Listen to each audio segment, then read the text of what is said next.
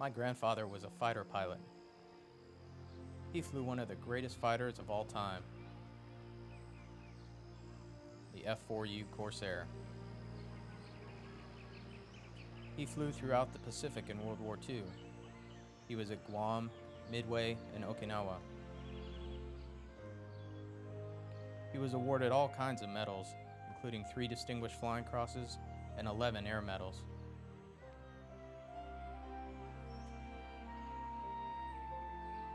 When I was a kid, I thought he must have won the war all by himself.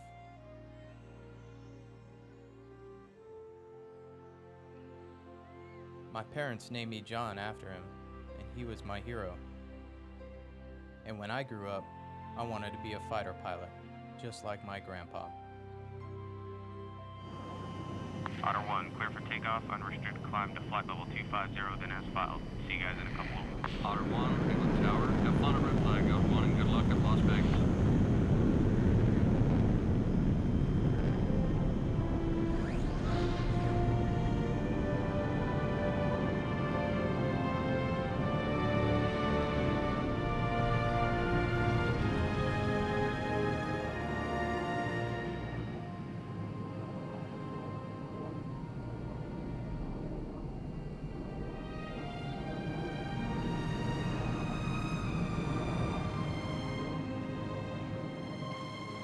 Otter 1, Miami Center. Contact Houston Center, 238.5. Otter 1, heads up traffic, 350, 6 miles, 22,000 feet eastbound.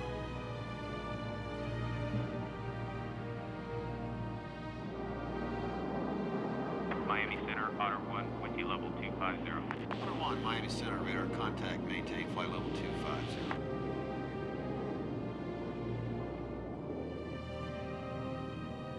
As a young guy out of flight school, flying the most powerful fighter ever built, it's hard not to think of yourself as pretty cool, and I did.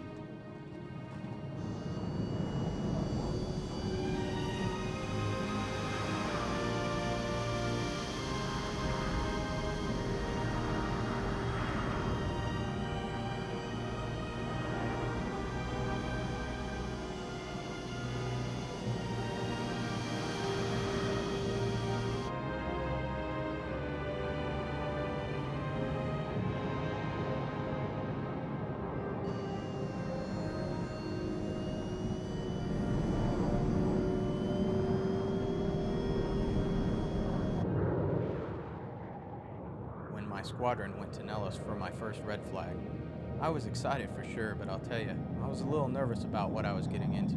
Otter 1 is cleared to land, runway 21 right. Looking forward to being here at Red Flag. Otter 1, Nellis Tower, copy gear down.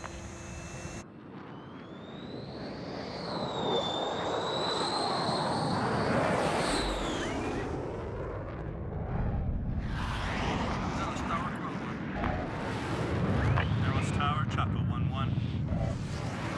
Sniper 1 with the gear. Welcome to Vegas, boys. Chaco 3-1, base gear to stop right. Welcome to Nellis.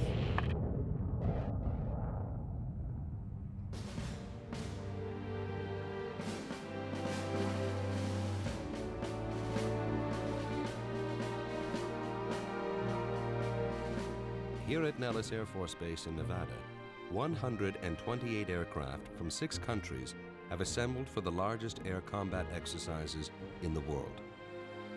For the next 14 days, these aircraft and their crews will undertake a simulated air war. For many, it will be the final tune-up before they go into actual combat. They call it Red Flag.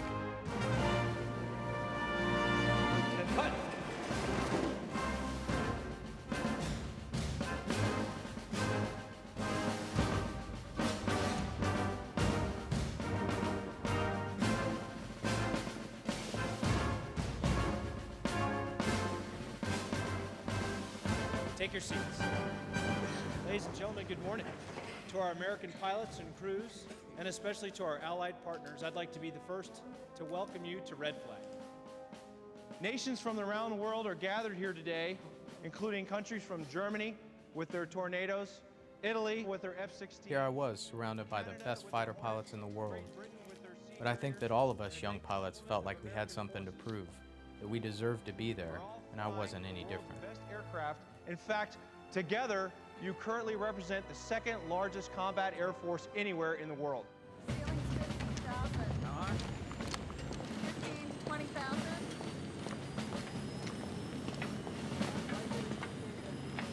On the first morning of Red Flag, the Nellis flight line prepares to launch an enormous international armada of aircraft, all in about 20 minutes. There are 22 F-15 Eagles, representing 4 American squadrons. They are considered by many to be the greatest fighter aircraft ever built. The Germans have brought 8 of their European-built Tornadoes. The Canadians, the multi-role F-18 Hornet, arriving from Alberta in Quebec. The British Royal Navy has flown in their famous Harrier jump jets. Iron 3-1 information. Alpha is current. Runway 3 left. Okay, lass mir die Karte nehmen. Jawohl. Represented here are not just the best pilots and aircraft, but the finest ground crews from each country.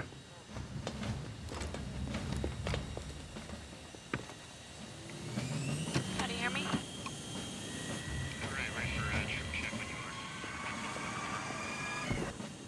For most personnel, this will be their first opportunity to compare themselves with other squadrons from across the United States and around the world. Eagle 2-1 on the hold. Eagle copy.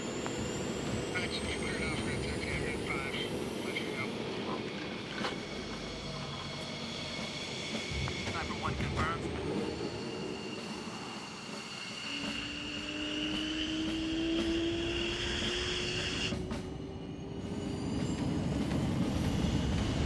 Quill 1, contact ground.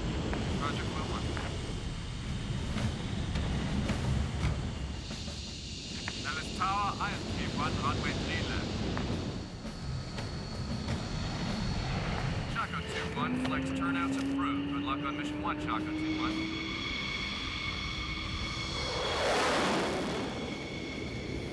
Nellis Tower, IM 1-1, roger, thanks.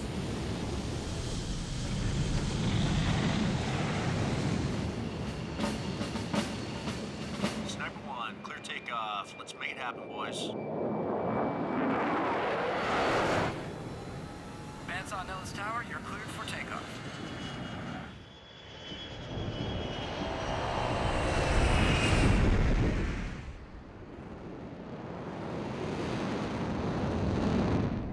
Eagle 1, flight holding at Foxtrot, request cross runway 21 to hold between the 2 runways.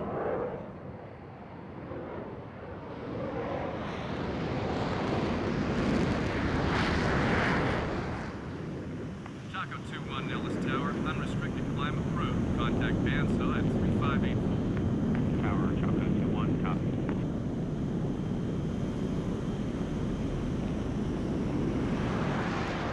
It has long been known that if fighter pilots could survive their first 10 combat missions, their chances of surviving throughout their careers improves dramatically. Lass uns den Check machen. 1, 2, Red Flag was created to provide those first 10 missions, and they make it as real as humanly possible. What is about to happen is considered by pilots to be more challenging and dangerous than war itself. Salt 1 as frag. Controllo operativo e radio. 1, 2, 3, 4. Les gars, on va faire la vérification de la radio. 1, 2, 3. A ghostly B-2 heavy bomber floats toward the battlefield. Their job is to destroy the ground-based missile launchers before the enemy is even aware of the coming battle. A pair of stealth F-117s follow close behind. B-1s have arrived from an undisclosed distant location to provide additional bomber support if necessary.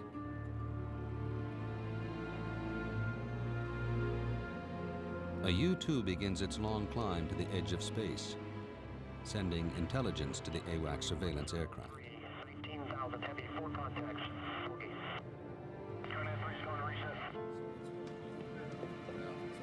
On board the AWACS is Air Boss Major Rob Novotny. He will monitor the air war about to take place. AWACS crews use inputs from space systems and radar to understand the battle situation. Each aircraft broadcasts real-time telemetry that appears as three-dimensional imagery on board the AWACS. In this war, most of the aircraft are good guys, known as the Blue Force. The bad guys are the Red Force, or the aggressors. The bad guys fly 12 highly maneuverable F-16s. They are among the finest pilots in the United States Air Force. Sniper 1 is ready. Tractor is the Red Force's mission commander.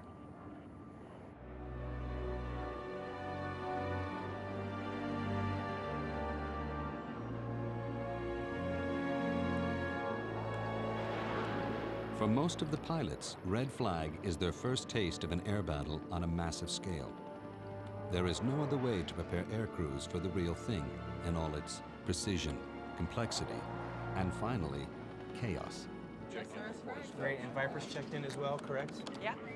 Talk to me about the strike package here. What are you showing? It's got Viper Flight of 2 established in the north. Right. Eagle Flight established in the south. The green guys right there, are those the Canadians? Negative, we got Canadians are the orange guys up to the north. I thought the British were the orange guys and the green guys were the Canadians. Is that we had checked? Negative, British are green, Canadians are orange. Okay, you're...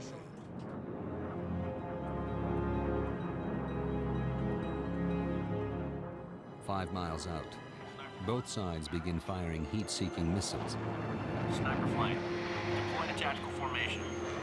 Let's give them all they can handle. Flares are used to distract the inbound missiles from enemy aircraft. Chaco Flight, commit. Group bullseye 3302. Lights on Chaco, copies.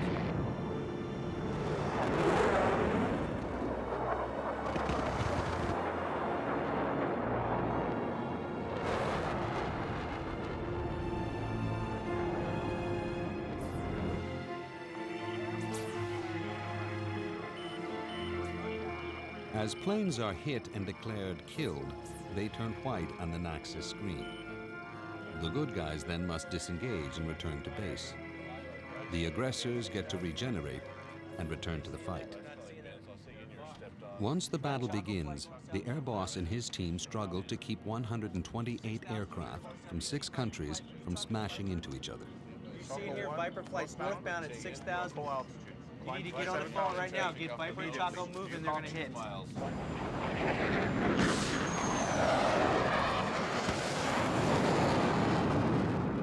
Two miles in closing.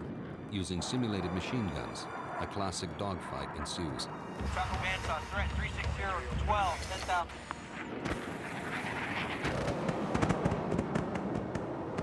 Sniper 1's Tally 2 ship, off my nose.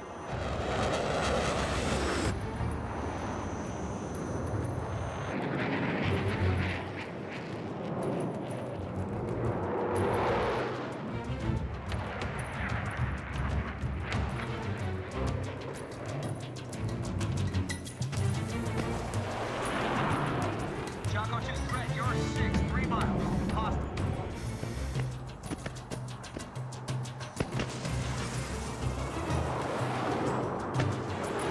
Sniper 1, they're giving me a good fight.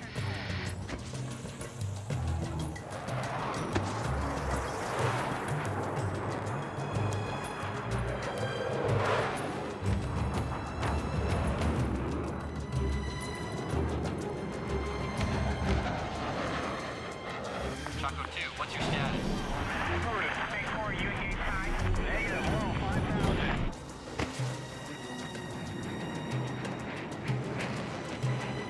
Chaco 2 is defensive.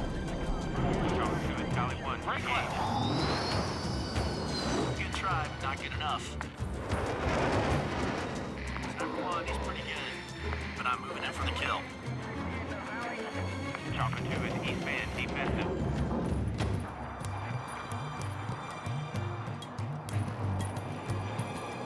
Sniper 1, targeted there. I'm moving in for guns. Chaco 2's engaged defensive. Chaco 2 press. I've got shots in the air.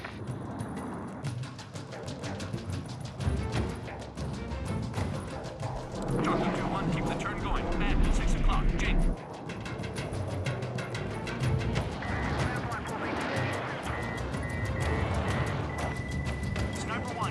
Guns, guns.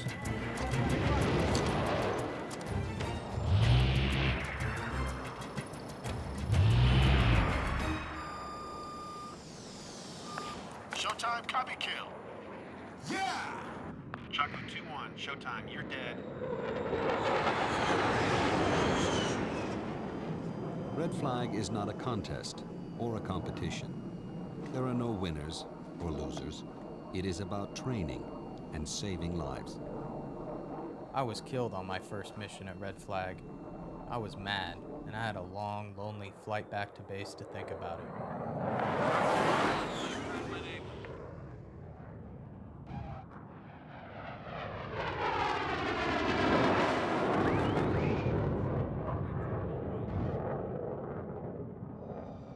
The commanders walk a very fine line. In order to save lives in real combat, they are forced to take very real risks in training. They are pushing the limits in a controlled environment. However, what I want to do is not talk about the ingress routes. I want to talk about instead a near mid-air collision that we had up here in the EC West area. Chaco 1 flight, you briefed us earlier today that you were going to maintain your route unless you deviated up here to the north. Nobody knew about it because you failed to communicate your change in flight path. As a result of that, 8 people nearly lost their lives today at Red Flag. Don't let it happen again. The range restrictions for today's sortie remain unchanged. EC East West, the 70 series ranges, you're cleared supersonic down. My fears of screwing up single-handedly were largely unfounded. We all made mistakes, and we knew we had to fix them if we wanted to get through the next 2 weeks. Of its intentional or unintentional. In modern warfare, these pilots will have the most to fear from the ground below. Surface-to-air missiles, fired from every conceivable platform, have proliferated by the millions worldwide. Radar. Here we have the SA-13, and this radar is the snapshot radar. Next to, on the other side, we have They call it the Threat Center. Equipped entirely with enemy weapons, it is based on the same principle used in science museums. If visitors can get their hands on the exhibits, it's a more effective learning experience. You have one that does the driving, you have a second one up at the top that operates a 90mm gun. Pilots call it the petting zoo. Some guys got a big kick out of it and would go back and play around again and again. But I didn't see much value in it, at least at the time. It has a vertical range of 49,000 feet and a horizontal range of about 69,000 feet.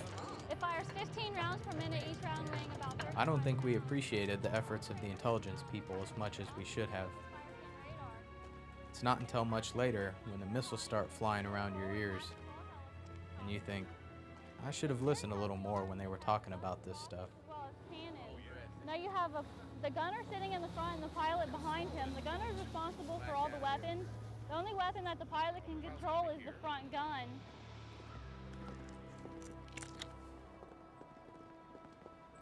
At 5 a.m. each day, they search for perhaps a single pebble blown overnight onto the runway by the desert wind. One tiny pebble that otherwise might get sucked into an aircraft's engine. It's quite possible for a crew to lose both their aircraft and their lives before even leaving the ground.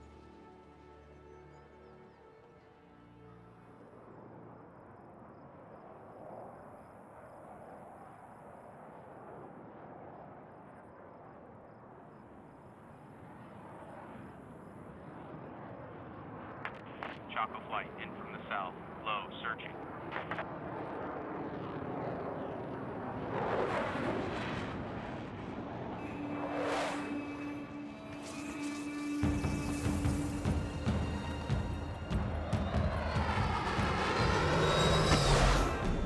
.600 miles an hour, under the radar, hugging the rocks, and at the same time, you're trying to outthink and outfly the enemy.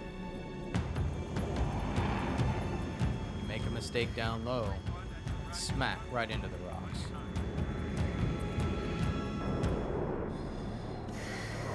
It's what fighter pilots live for.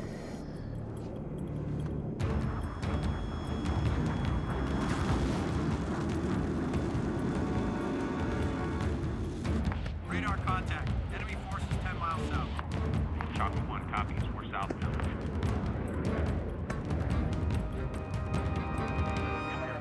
got Eagle 1 and 2 involved in this low altitude fight, is that right? Yes, sir, those are ours. Are they getting some help from the north? Yes, sir, seems like they're coming in from the north. Okay, we need to make sure you get that information in there quick. Right away, sir. Looks like he needs some help. Chopper 1 and 2 in from the north. Chaco 2, Tally 2, left 10 o'clock, 3 miles.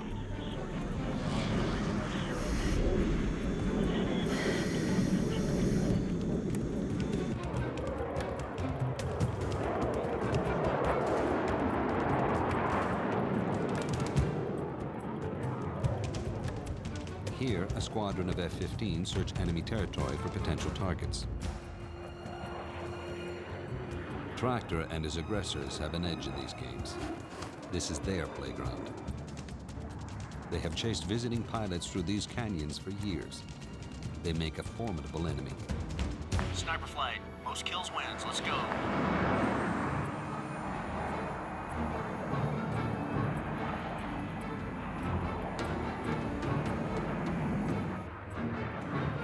The object is to get the enemy in front of you, while at the same time watching your backside. And then get as close as possible before being detected.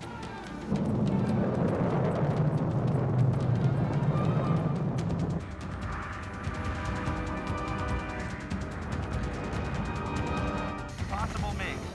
Taco 1's engaged, I'm taking it low.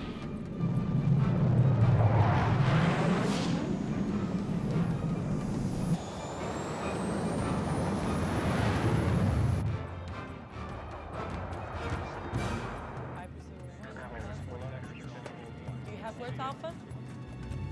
Cowboy 1-1 with a golf. The pilot in front has few options. He must lose ground quickly in order to get behind the aggressor. In the blink of an eye, the hunter becomes the hunted.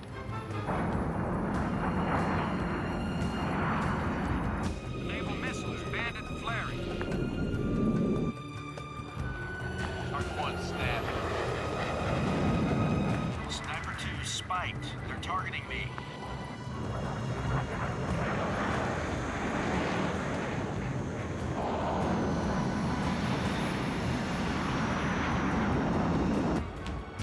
Sniper 1, I have an Eagle at my 6 o'clock, closing. Chaco 2 is engaged, offensive.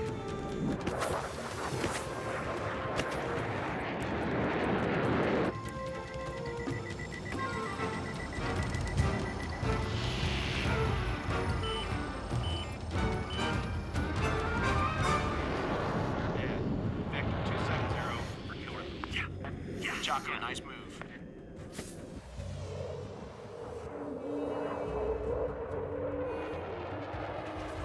It helped to win a few battles, to build confidence.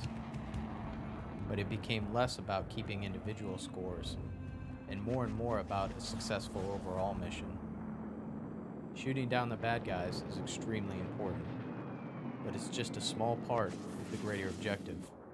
If the bombs don't hit their targets, none of us has accomplished our mission.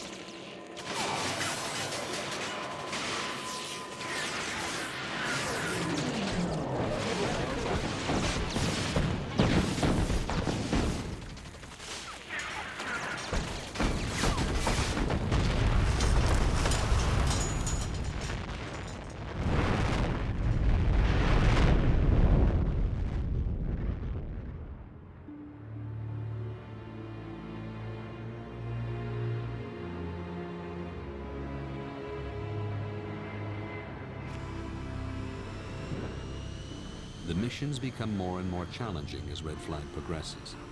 Combat periods are extended in length and intensity, and exhausted pilots are often required to refuel their aircraft simply to make it back to base.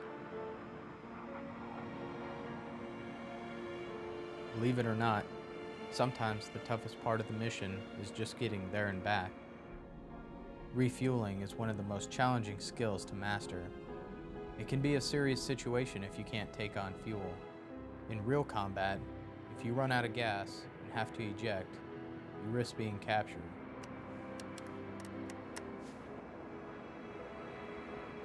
R1, stabilize ready. Hammer 1 looking for 100,000 pounds. Red 5-1, clear to contact. Roger. Red 5-1, contact. There is no margin for error. If a pilot takes too long connecting with the fuel boom, he or she may endanger the lives of pilots at the end of the line.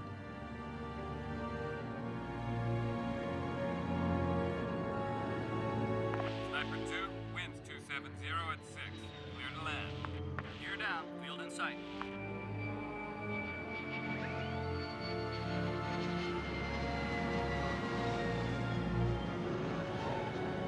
Four flight, short final. Clear to land. 4-2, gear down. Choco 2, Nellis Tower, state the nature of emergency.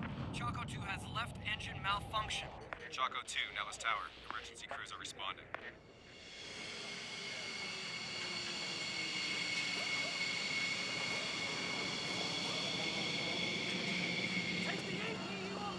Low-level flying is particularly hard on fighter aircraft. Engines suck in dust and even birds. Because squadrons are visiting from around the world, there are rarely spare aircraft in case of mechanical problems. Ground crews are put under intense pressure to keep their aircraft flying. Mechanics are well aware that a small error in the assembly of the engine could result in a fatal explosion, either on the test bed or in the air. Alrighty, going up to max. Go ahead, keep an eye on it.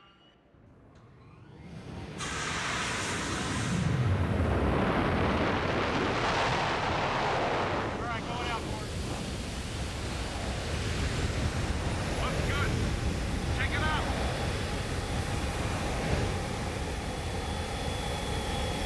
All right, you're back.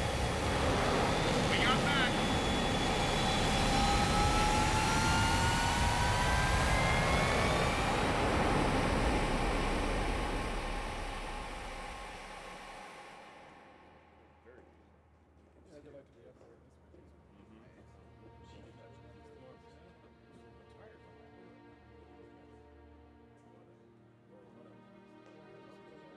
There were stories that my grandfather told me as a kid that began to come back to me once I was a pilot.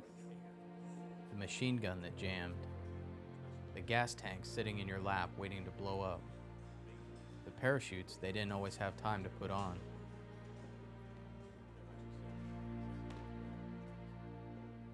I remember he said they were more proud of the bullet holes in their aircraft than they were of their medals.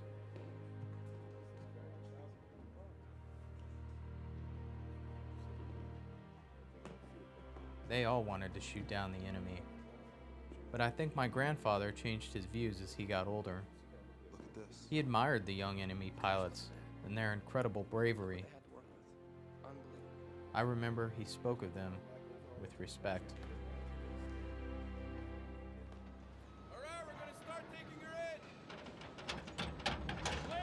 After 22 hours of hard work, an F-15's engine is readied for the next mission. At Red Flag, they seek to exceed the intensity of a combat environment, not just for the pilots, but for the mechanics and ground crews as well. It is difficult enough to turn out a perfect aircraft at the best of times. To do so in wartime, when rushed, exhausted, and under fire, is an art form like no other. Today is the halfway point at Red Flag. However, we all know that planned missions are easy ones. And this mission today is not planned. From my own personal combat experiences and those of us at the Red Flag staff, I can tell you it's the unplanned missions that are the most dangerous ones. And that's why we've added this mission to the Red Flag course. You're going to have to go further into enemy territory because lives are at stake. If all of you aren't at the top of your game, people are going to lose their lives today. Manside, Jolly 1. One jumper away. Looks like we got one good shoot. Manside, copy that.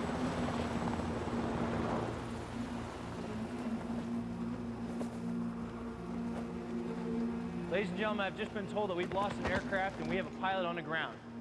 We know his general location, however, he's on the move. And the reason he's on the move is right here. The enemy is doing everything they can to capture him.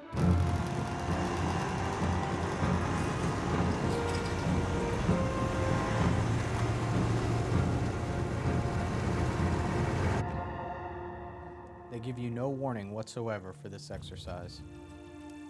You have nothing except what you would normally carry in the aircraft's ejection seat.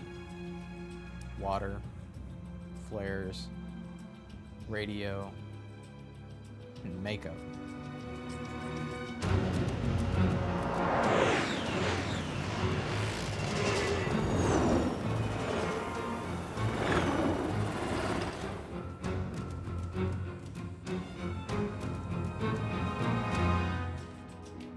In this exercise, the commander can communicate via satellite with a downed pilot.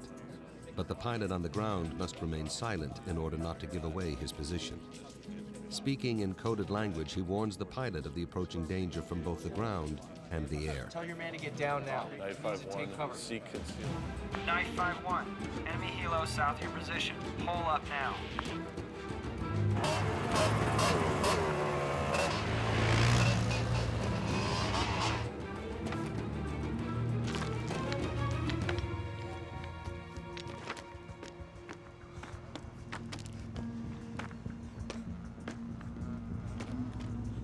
First thing is to hope and pray that the enemy doesn't know about you in the first place.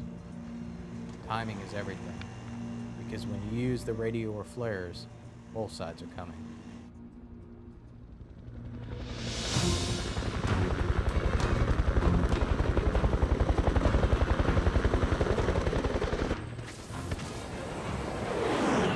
Take 2 egressing north. Abort the capture.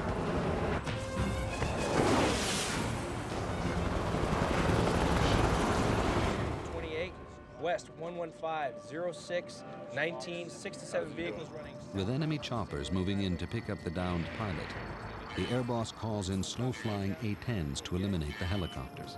Port flight, threat 270, 7 enemy helos, low altitude. Engage.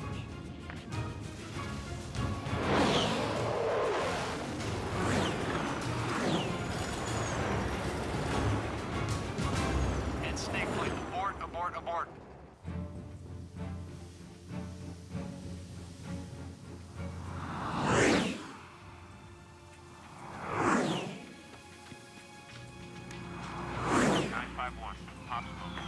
Landing zone is clear.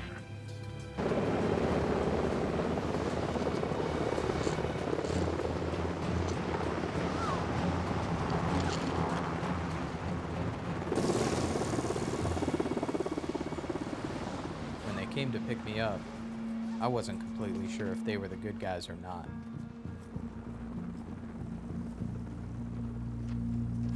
To the search and rescue team, the man on the ground might not be a friendly at all. He could be wearing a stolen uniform and have a bomb strapped to his body. He will be treated like the enemy until he proves otherwise.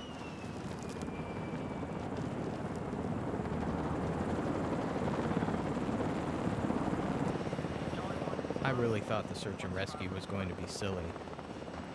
But when I saw the PJs were training in earnest, that they were fully prepared to do it for real, to risk their lives for someone they didn't even know, I was truly humbled. All Jollies, excellent work. Return to base. Advise if medics required. Everyone copies.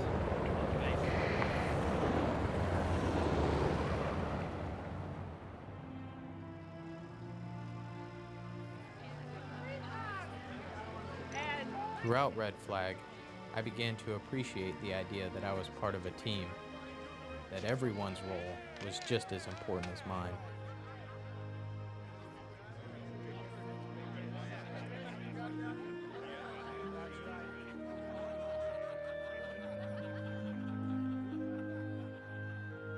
My grandfather didn't talk much about himself, but he did talk about the friends he made. Ground crews, mechanics, other pilots.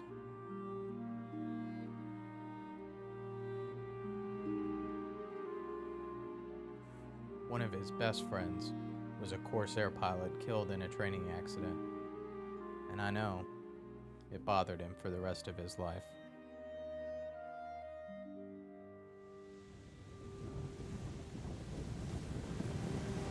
Throughout the history of air combat, countless air crews have successfully brought their battle-damaged aircraft home, only to die on the runway a few feet and a few moments from rescue.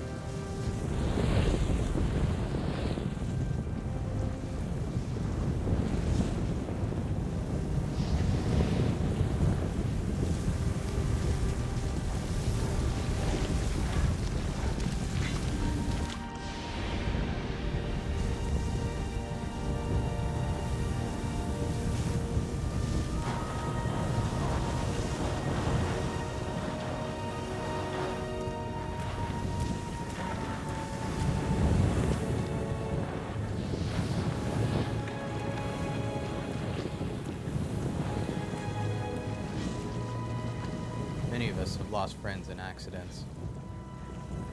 It's a lot safer than it used to be, but it's still a dangerous business.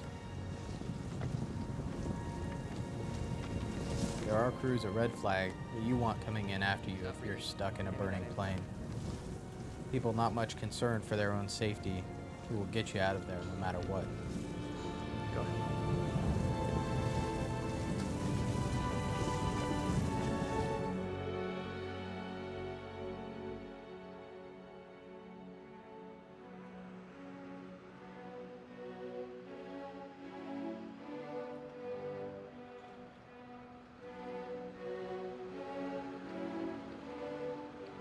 Approaching the final missions of a Red Flag, the dummy weapons are traded for the real thing.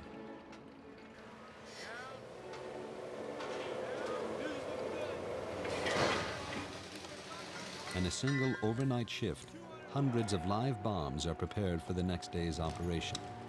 Again, there is pressure to perform as would be expected in a combat environment.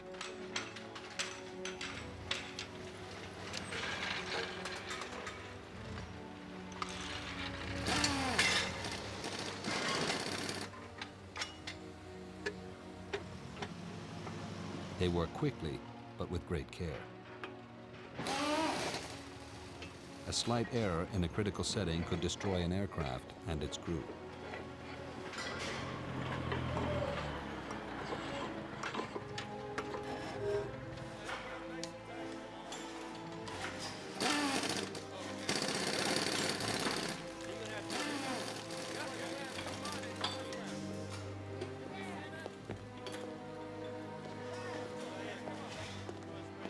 There are risks for the bomb builders as well. They work deep in the bottom of a canyon miles from the base in the event that something does go wrong.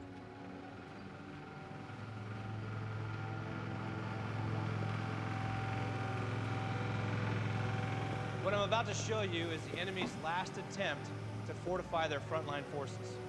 We've learned that they're bringing everything forward that they can. Surface-to-surface rockets, tanks, and anti-aircraft guns. Everything we've done to this point has been for training. Today, we're going to do it for real. And we're going to give them everything that we've got.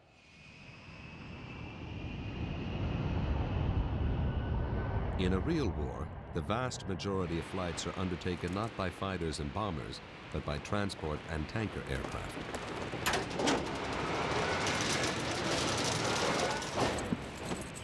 At Red Flag, a giant C-17 using GPS navigation practices precision dropping of humanitarian supplies.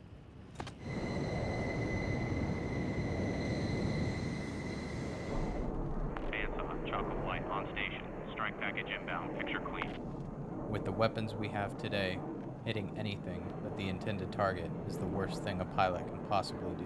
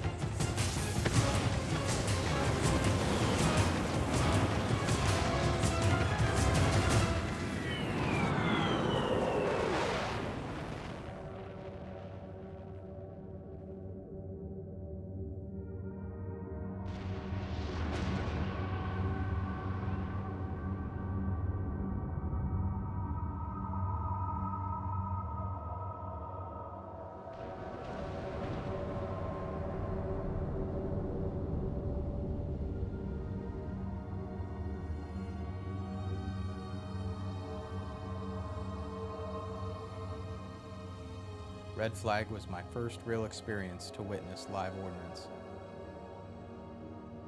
and it was sobering indeed.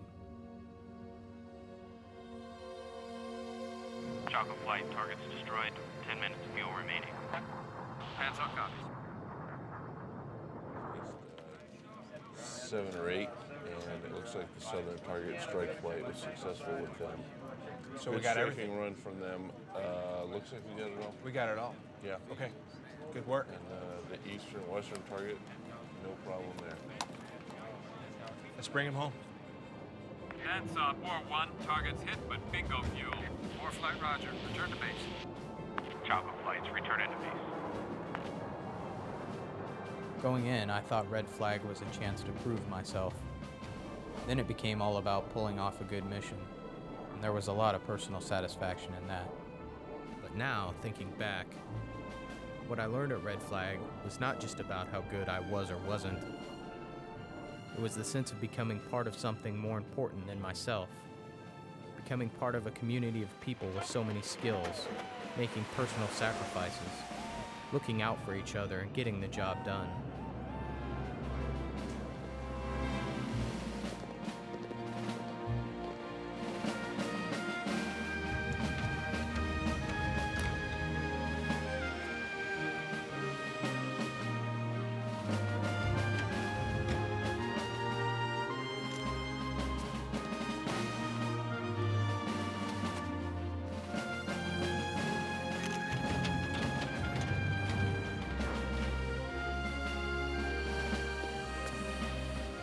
I made friends with pilots and crews from all over the states and around the world.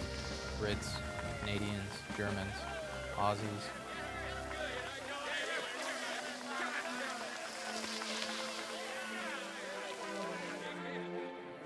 It was a wonderful experience, and I'll remember it as long as I live.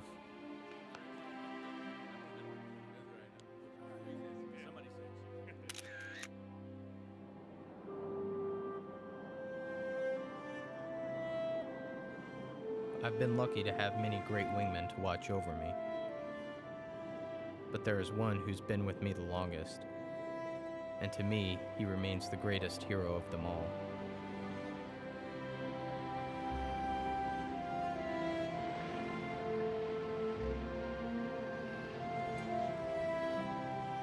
My grandfather said that being a fighter pilot was the best job on earth.